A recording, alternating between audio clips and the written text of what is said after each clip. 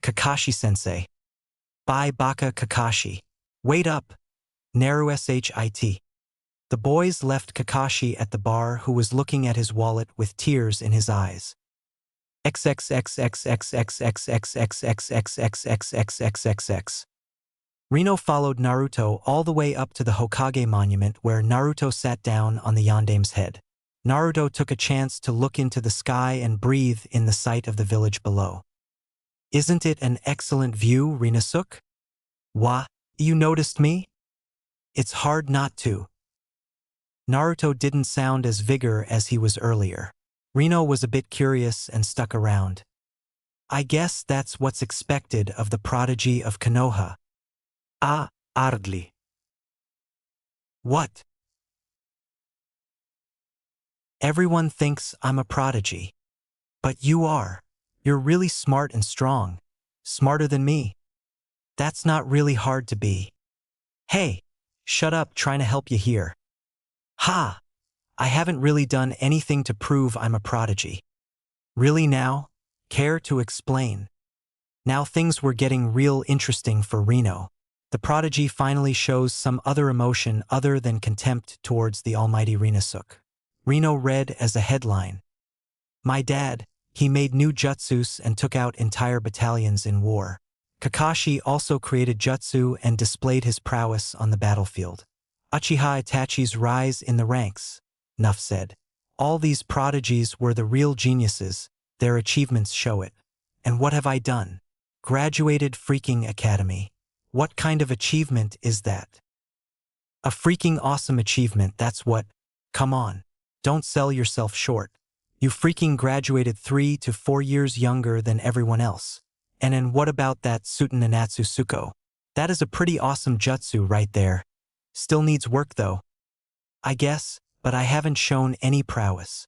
I guess I was kind of glad you asked for a C rank. The D rank was just plain boring. I know, right? Now I can show my skills to Kakashi and Raychan Dash. You like her, don't you? W what? W what are you talking about? Save it, Rino. I can see right through you. You like Ray, right? Milimetrów. I guess. What's stopping you? You. What? What do you mean, what? Can't you see her fawning over you? She's always like, he is so adorable and cute. Or, the way he said that was so cool. Or, Naruto is the best. Are you a blockhead or something? Naruto blushed and looked away, but looked back at Rino and said, I still think you should ask her. What? Are you crazy? With those killer punches, I'll be dead before I finish asking her out. Naruto chuckled before looking back to the starlit sky.